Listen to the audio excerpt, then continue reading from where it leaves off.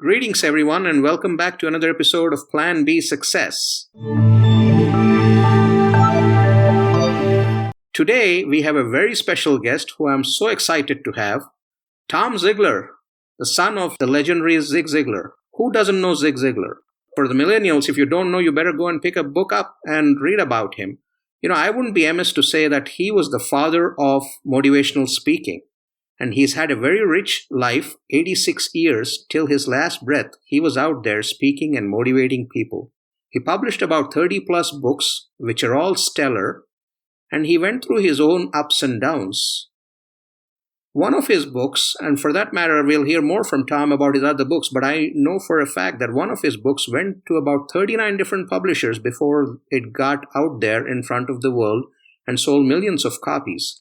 He himself has influenced over 250 million people throughout his life. And today we're going to hear directly from Tom Ziglar. Tom, welcome aboard. It's great to be here. Thanks for having me on. Awesome. So who better to talk about Zig Ziglar than you? So why don't you, in your own words, help us know who Zig Ziglar was? I know the world has a certain idea about him, but it would be great to hear from you. You bet. Well, most people recognize Zig Ziglar as maybe one of the best speakers who ever walked the stage. He was mesmerizing. He had a 30-year stretch where he spoke 25 to 35 times a year to crowds averaging over 12,000 in size. I mean, that is pretty impressive. The biggest event he spoke to was at the Georgia Dome. They had over 80,000 people there. So that is just an amazing legacy in and of itself. And then he wrote, now it's like 45 books. And here's an amazing thing is they've transcribed some of the speeches that he did, some of the audio programs that he did, and they've released books since he's passed away. He passed away November 28th, 2012. So in the last 7 years, there's been another 10 books come out, which once again just kind of speaks to his legacy. But I tell people this. As good as Dad was on stage or in writing, he was better. He was even better at home. Great speaker, great author, but he was a better dad. He was a better husband. He was one of the few people in our industry that when you look, we call it balanced success, mental, spiritual, physical, family, financial, personal, and career. He was a 10 out of 10 on just about all of those on a regular basis. Not that he didn't have challenges, not that he didn't have setbacks, but he really lived a life of integrity. And for those who met him, they would tell you that there's never been a more kind or humble person as well. And I think that's the key. A lot of times when people have that level of success, the pride usually catches up and gets them, right? They start believing the press clippings, and it gets them in trouble. Dad was always careful to say, hey, I'm blessed, and the reason you know about me is because of a lot of other people in my faith. So that's pretty awesome. For someone who's had that level of success to be a 10 out of 10 on everything, that's pretty awesome. So, when I look back at his life, he's had a rich 86 years, and he was the 10th child of 12 kids. And one of the things that I'd read about him was that he started working pretty early in life, and then he lost his dad when he was about 5, then his sister a couple of months later. So he's had his own set of trials and tribulations, and then he got working very soon in his life, and his work life wasn't even a smooth path. So what do you think triggered him getting onto the stage and speaking? Yeah.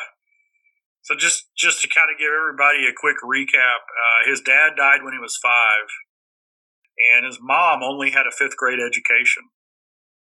So he's the 10th of 12 kids, grew up in Yazoo City, Mississippi. This was in the heart of the Great Depression. And later in Dad's life, he never really said this much, but he said, our family was considered the second poorest family in that town. And it was a little town in one of the poorest states, and there they were. He started work when he was 6 years old selling peanuts on the corner, and then he worked in the grocery store because he had to. He goes off in school. He doesn't do well. He goes into the Navy at the end of World War II, gets out of the Navy. He gets a sales job. And for 2.5 years, he didn't sell anything. Well, he did. He sold his car. He sold his furniture, just to survive. And then a man named P.C. Merrill, who Dad respected. P.C. Merrill was a leader in the organization, somebody that everybody looked up to, came to Dad, looked him in the eye, and said, Zig, in all my years, I've never seen such a waste. But if you believed in yourself and went to work on a regular schedule, you could be a champion. And that was the first time that anybody of authority who Dad respected told him that he could be a champion. And so that personal belief from someone else, I mean, this is really, you know this because you're a coach. This is what coaches do is they see the potential that somebody has already within them, and they draw it out, and they transfer confidence to that person. So that's what happened to Dad. So immediately he went to work trying to figure out, what does it mean to believe in myself? And he started going to work on a regular basis. That was direct sales. So he would knock on the door every day, residential sales, knocking on the door at 9 a.m. At the end of the year, he finished number 2 out of 7,000 people. Wow. And in the previous 2 years, he'd never been in the top 5,000. And so the only thing that changed, he didn't know the product better. He didn't know the demonstration better. He didn't know, relationship skills any better. The only thing that changed was his belief in himself. Instead of thinking, they'll never buy from me, or why would they want to talk to me? He began to think, they've got a problem. I've got a solution. Of course they're going to open the door. And out of that, his career blossomed, because when you become number 2 out of 7,000 salespeople, what does management want? Management wants you to start training their people, right? So the door opened for him to do sales training. And this is an interesting story, because when he first started doing sales training, it was all about closing skills, sales techniques, building rapport, getting referrals, all the things that are classically taught in sales. And the more he did it, the more he realized that that's not where the problem is.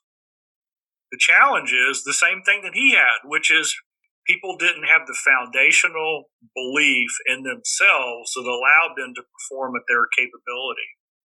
And so as he grew and as he gained years of experience, his presentations, his speaking transitioned from technical sales to interpersonal success and motivation and discipline and character and hard work and integrity and the things that really matter. And that's how he got started and ended up who he became. One of the things he worked on initially in his career when he was training salespeople was to ensure that they were respected. That's something that I had read about. How did he think about salespeople throughout his career? And then how did that start attracting others? Yeah. Well, I'll tell you how big of a deal it was. He believed that sales was the greatest profession of all. And when you think about it, I love studying words and things like that. In the Hebrew language, there's 2 words for the word sale. And one of them has deep moral value. I mean, it's a very deep word. It's a very moral word. It has a lot of implications. And what it really means is that a salesperson, when they're in the process of selling, they're actually looking into the future of the prospect's life, anticipating a problem they might have, and then helping them solve the problem before it ever happens.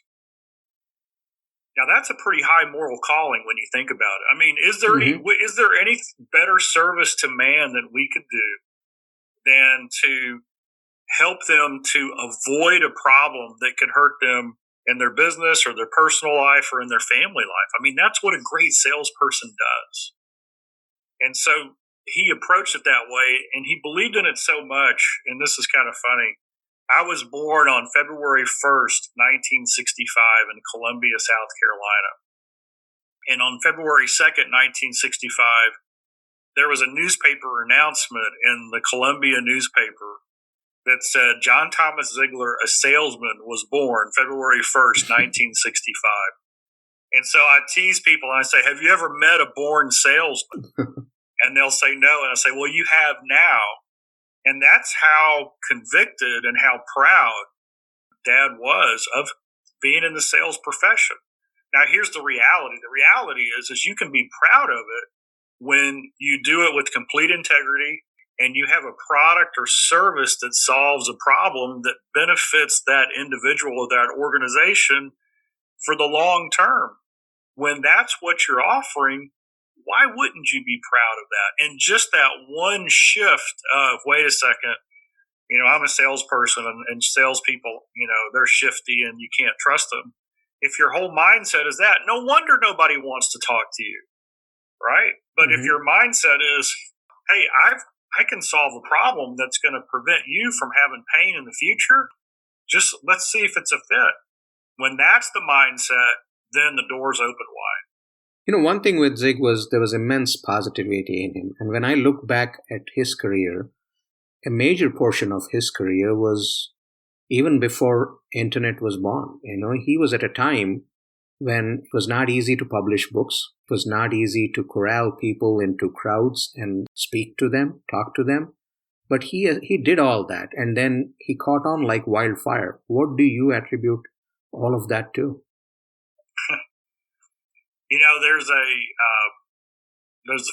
I call it the Zig Ziglar secret influence formula. And I'll share it with you. And the reason I call it secret is because I don't even think Dad knew he was doing it. Mm-hmm. But I'm kind of a nerd. I'm kind of an intellectual engineer. I like to figure out why things work the way they do.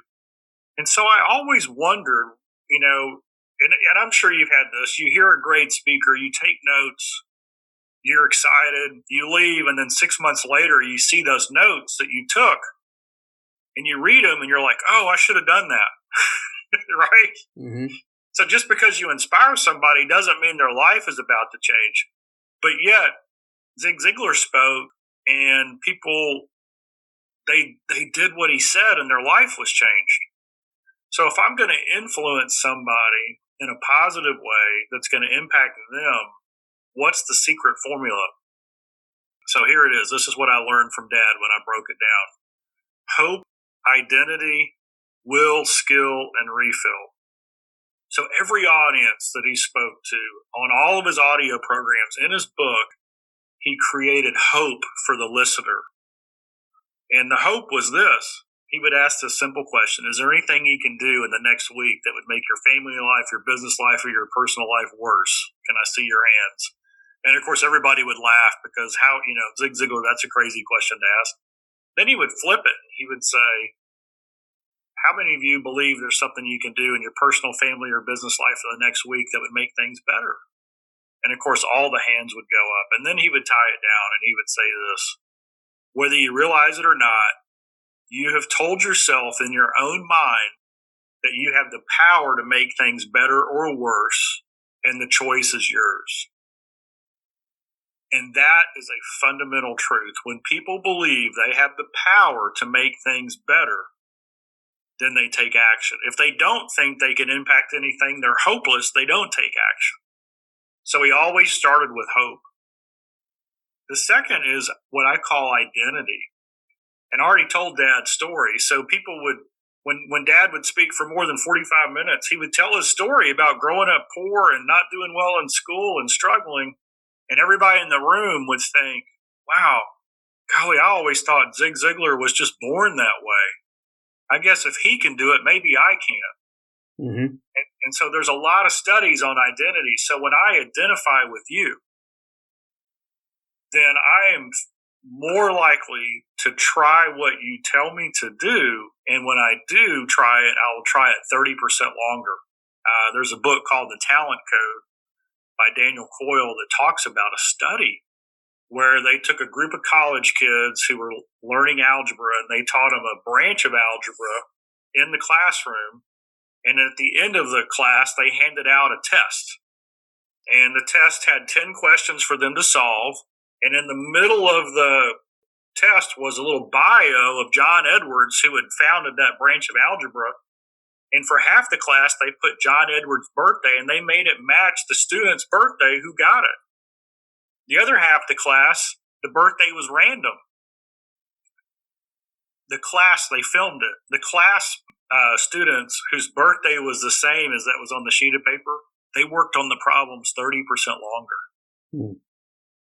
And so this is what I believe. If you want to have influence in your business, in your career, as a speaker, as a manager, as a leader, when you share your stories of when it didn't go so well and how you overcame it, the hard road that you've had, then people identify with that. And then when you give them some advice, I think what happens is they try it 30% longer, which is just long enough to get a result.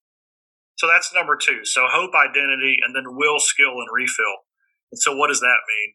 Dad believed, and I believe 100%, that we've got to work on our will, which is our desire, our heart, our attitude, our want to. We got to work on that every day. We got to put the right input in. We got to read the right things. We got to associate with the right people. We got to make an intentional effort. And then we got to work on the skill every day too. Skill is the how-to. It's the process. It's the technique.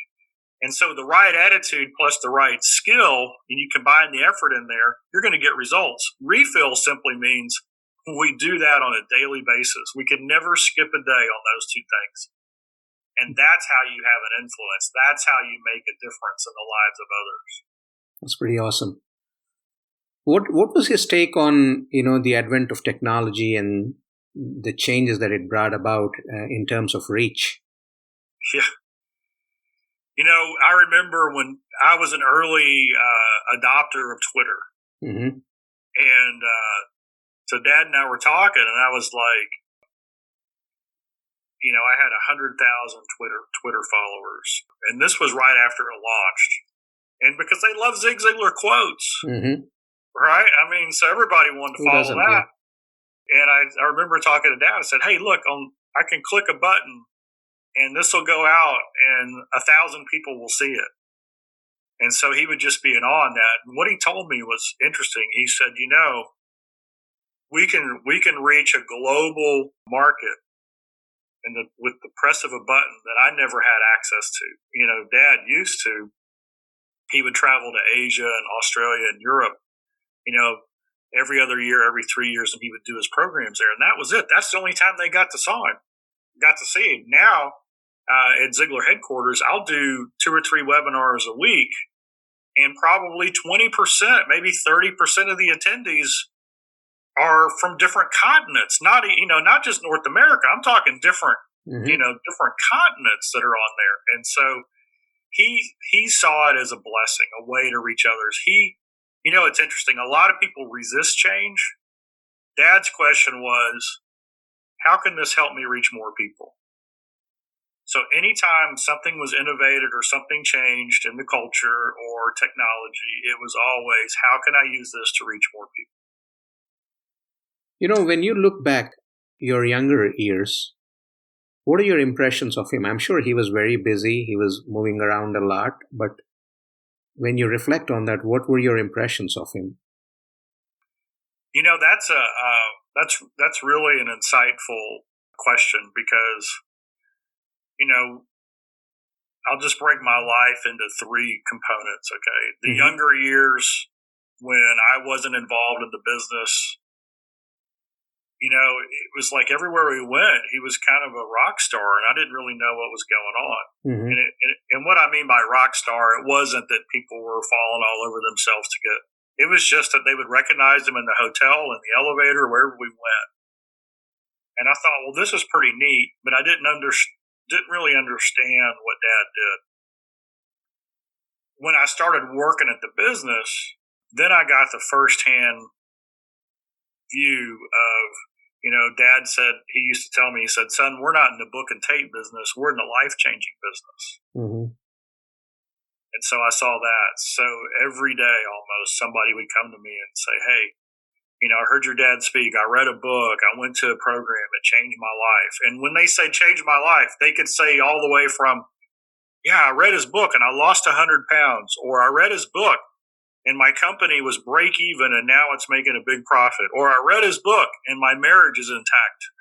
I mean, it was like everybody had a different thing that had changed. Then when Dad passed away, I heard something a little different. And it was kind of the why. And here was the theme that I heard hundreds of times.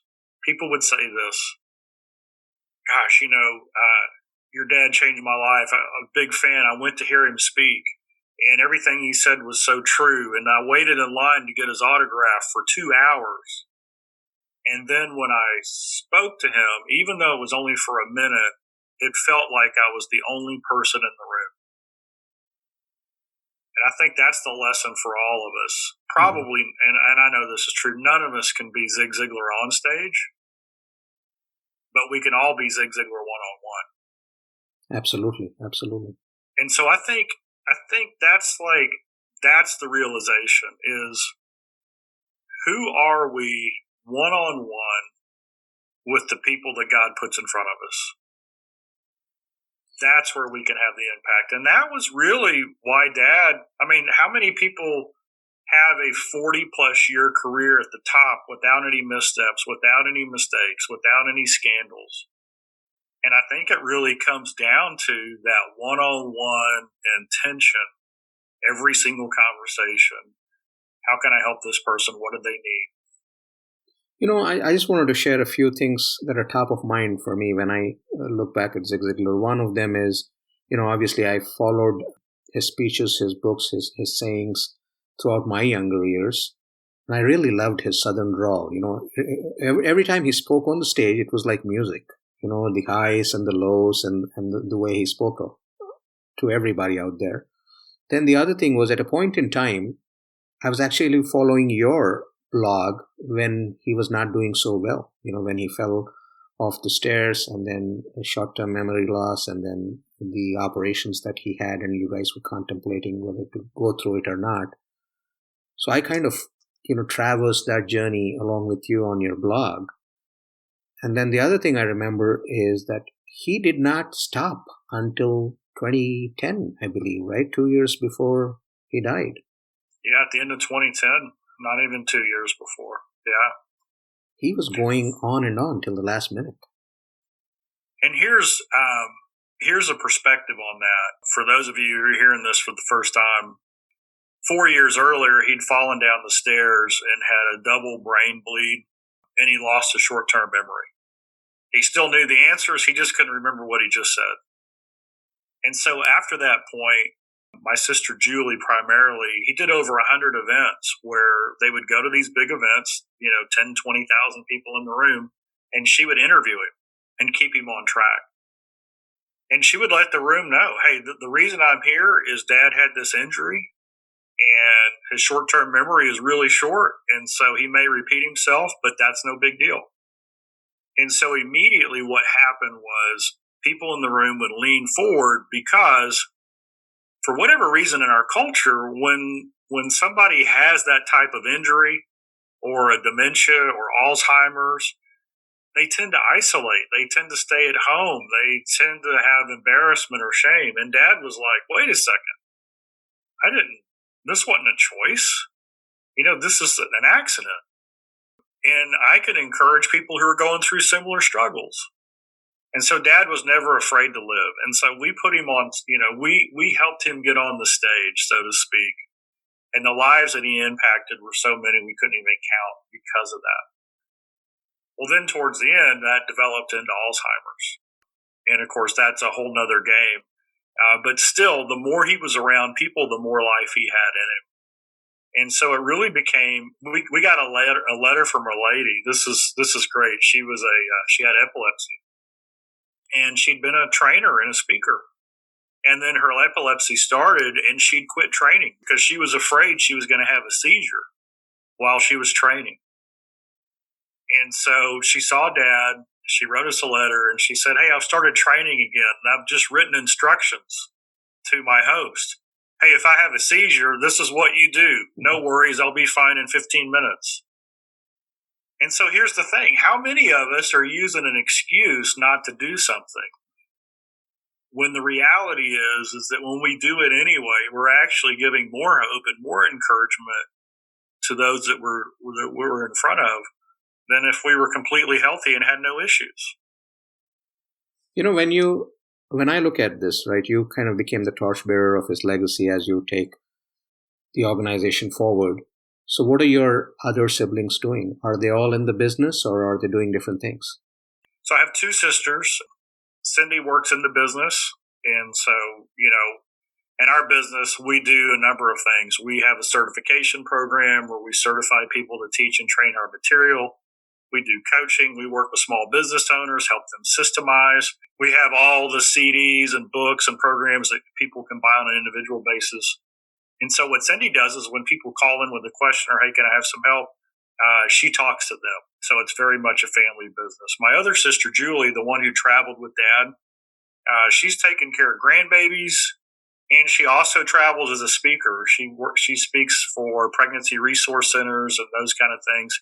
She also edited over 30 of Dad's books.